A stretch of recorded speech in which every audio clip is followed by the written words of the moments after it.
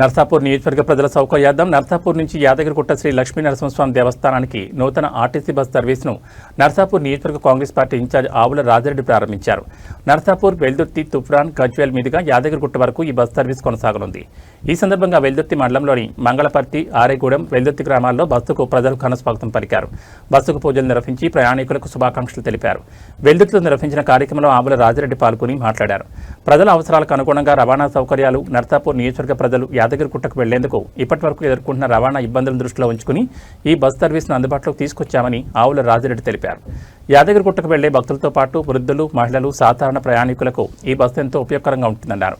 ప్రజలకు అవసరమైన చోట రవాణా సౌకర్యాలను మెరుగుపరచడమే లక్ష్యంగా ముందుకు సాగుతున్నామని, ప్రజల నుంచి వచ్చే విజ్ఞప్తులను సంబంధిత అధికారుల దృష్టికి తీసుకువెళ్లి సాధ్యమైనంత వరకు పరిష్కరించేందుకు కృషి చేస్తామని ఆయన పేర్కొన్నారు. నర్సాపూర్ నుంచి యాదగిరిగుట్టకు నేరుగా బస్ సౌకర్యం అందుబాటులోకి రావడం పట్ల నియోజకవర్గ ప్రజలు హర్షం వ్యక్తం చేశారు. ఈ సర్వీస్తో పుణ్యక్షేత్రానికి వెళ్లే భక్తులకు ప్రయాణం మరింత సులభతరం కానుంది.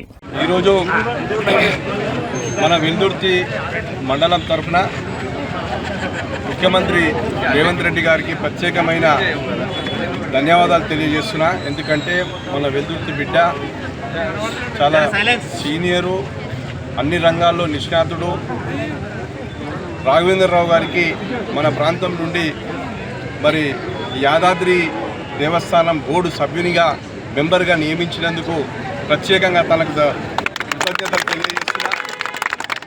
ఎందుకంటే తను అయిందో కాలేదో అప్పుడే మన ప్రాంతం నుండి మరి నర్సాపూర్ నుంచి మంగళపర్తి, వెల్దుర్తి, తూప్రాన్, గజ్వేల్ ద్వారా యాదాద్రికి రోజు ఒక బస్సును మరి ఈరోజే ప్రారంభించుకోవడం జరిగింది.